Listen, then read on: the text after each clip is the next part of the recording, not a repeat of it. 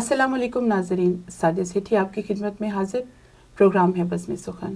قتیل شفائی نے کیا خوب کہا ہے، لاکھ پردوں میں رہوں بھید میرے کھولتی ہے، شاعری سچ بولتی ہے۔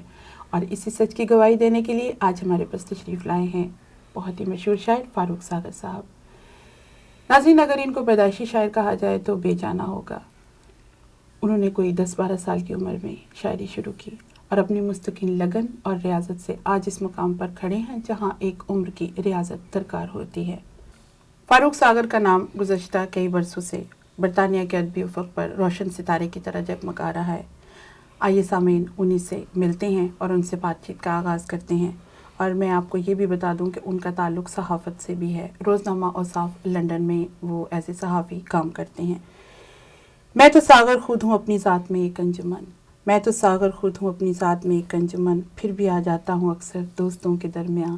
تو آج وہ ہمارے درمیان آئے ہیں، آئیے ان سے بات چیت کا آغاز کرتے ہیں۔ انہیں خوش آمدید کہتے ہیں اور کہتے ہیں السلام علیکم۔ وعلیکم السلام۔ فاروق صاحب، آپ سے گفتگو کا آغاز کرتے ہوئے جاننا چاہوں گی کہ آپ نے شاعری کی ابتدا کہاں سے کی، کیسے کی، اور کب آپ کو معلوم ہوا کہ آپ کے اندر ایک شاعر جو ہے وہ ہے؟ سعدیہ سیٹھی صاحبہ، سب سے پہلے تو میں آپ کا شکریہ ادا کرنا چاہوں گا کہ آپ کے اس پروگرام کے وسیلے سے مجھے اپنے ناظرین سے گفتگو کرنے کا موقع مل رہا ہے۔ جہاں تک آپ کا یہ سوال ہے کہ مجھے کب یہ احساس ہوا کہ میں شاعر ہوں، شاید یہ احساس تب تک نہیں ہوا کہ میں واقعی کوئی شاعر ہوں، لیکن جب میں بچپن کی بات تھوڑی سی اگر زور دیتا ہوں ذہن پر، تو ایک طبیعت حساس تھی اور کوئی 10-12 سال کی عمر میں مجھ پر ایک خاص کیفیت اترتی تھی کہ ایسا لگتا تھا جیسے میں جس ماحول میں موجود ہوں فزیکلی، تو ذہنی طور پر میں اس ماحول میں نہیں ہوتا تھا۔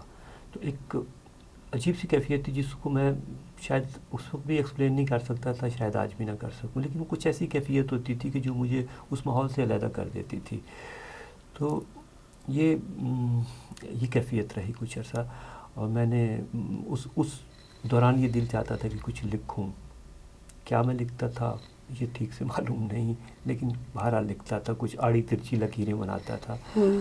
اور اسی میں پھر ایسا ہوا کہ غالباً 12 یا 13 سال کی عمر میں میرا رجحان شاعری کی طرف ہوا۔ اس وقت جو ہمارے گھر میں اگرچہ ایک تعلیمی گھرانہ تو تھا، لیکن شاعری کا چلن نہیں تھا۔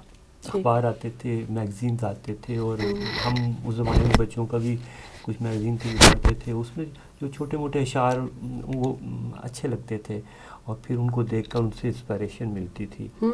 لیکن کچھ اس کی فارمیشن بننے میں کوئی 3-4 سال کا عرصہ لگا، کہ جب مجھے یہ پتہ چلا کہ میرے اندر کوئی ایسا ایلیمنٹ ہے جو مجھے شاعری کرنے پر اکساتا ہے۔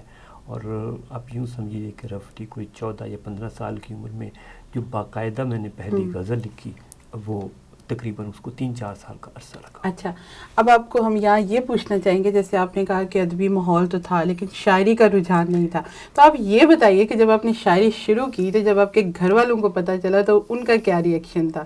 ذرا ہمارے سننے والے دیکھنے والے جانیں۔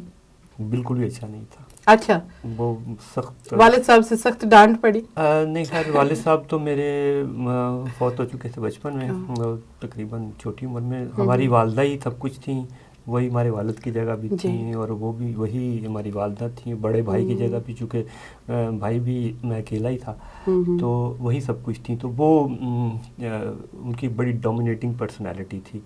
تو جب انہیں پتہ چلا کہ میں اس علت میں پڑھ رہا ہوں تو انہوں نے قطعاً اس کو پسند نہیں کیا، اور ان کا کہ یہ فضول لوگوں کا کام ہے اور تمہیں بالکل اس کی اجازت نہیں ہے۔ اور میں نے بہرحال، وہ کہتے ہیں انسانی فطرت یہ ہے کہ جب آپ کسی کام سے اسے منع کرتے ہیں تو وہ مزید اس طرف جو ہے وہ جھکاؤ بڑھتا ہے۔ تو شاید وہ ایسا ہی تھا کہ اس مخالفت نے میرے اندر ایک اور تحریک پیدا کی کہ نہیں، یہ کام کرنا ہے۔ اور وہ چونکہ ارادی طور پہ نہیں تھا، وہ میرے اندر ایک میرے یوں سمجھ لیجیے کہ میرے مزاج میں یا میرے جینز میں کوئی ایسی چیز تھی جو مجھے اس طرف جو تھی مائل کرتی تھی، تو وہ میرے اختیار میں بھی نہیں تھا کہ میں اس پر کنٹرول کرتا۔ تو اس طرح سے یہ سلسلہ چلتا رہا، اور میں نے عرض کیا نا کہ باوجود اس کے کہ علمی گھرانے سے تعلق تھا، ہر چیز کتابوں کا چلن تھا، لیکن شاعری کا چلن نہیں تھا. وہ ایک اس کے لیے ایک اور طرح کا ماحول ہوتا ہے جو کہ ہمارے گھر میں نہیں تھا. اور اس میں پھر یہ سفر اکیلے ہی کرنا پڑا اور خاصا دشوار ہوتا چلا گیا. ٹھیک.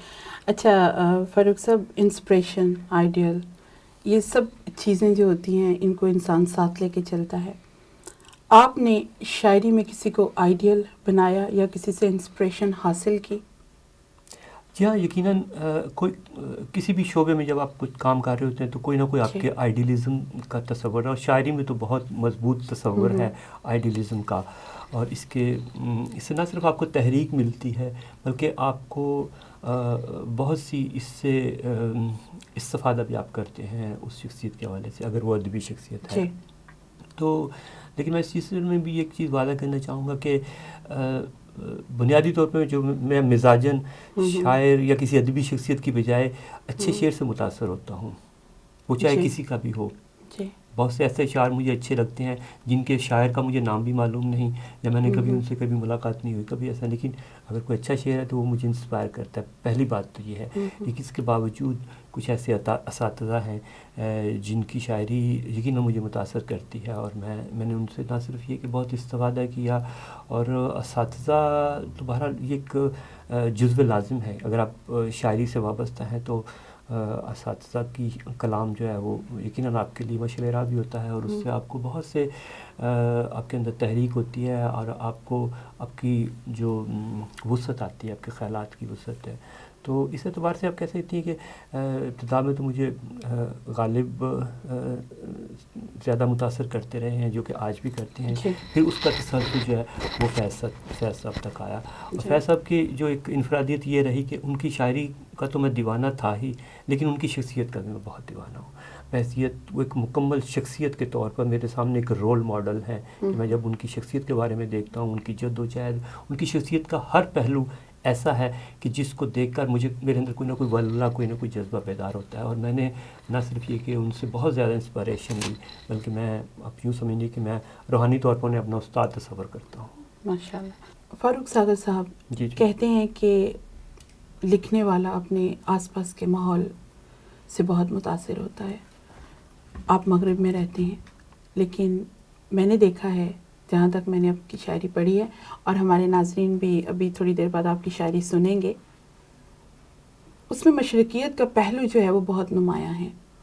آپ نے بہت سارے معاشرتی پہلوؤں پر شاعری کی ہے.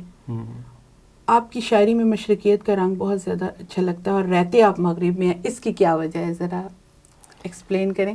جی سعدیہ صاحب، آپ کا سوال بڑا اچھا ہے.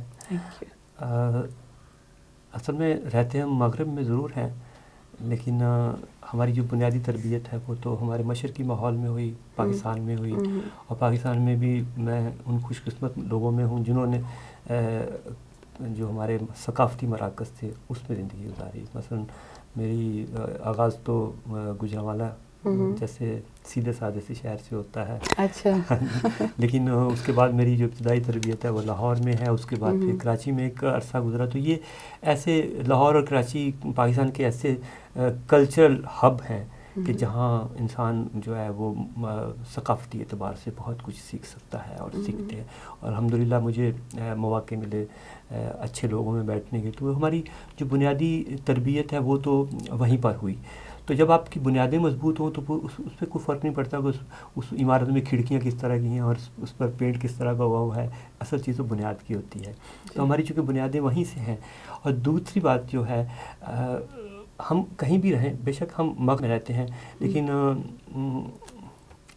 ہم سوچتے تو اپنے اسی ذہن سے ہیں اور اسی پس منظر میں. اور پھر ہماری جو کمیونٹی ہے یہاں پر برطانیہ میں رہتے ہوئے بھی آپ کو شاید یقیناً یہ سن کر خوشی اور خوشگوار حیرت ہوگی کہ برطانیہ اردو کا تیسرا بڑا مرکز ہے. ماشاء اللہ. اور پاکستان اور بھارت کے بعد برطانیہ کا یہ مقام ہے کہ وہاں اردو کا تیسرا بڑا مرکز ہے. یہاں پر اردو کا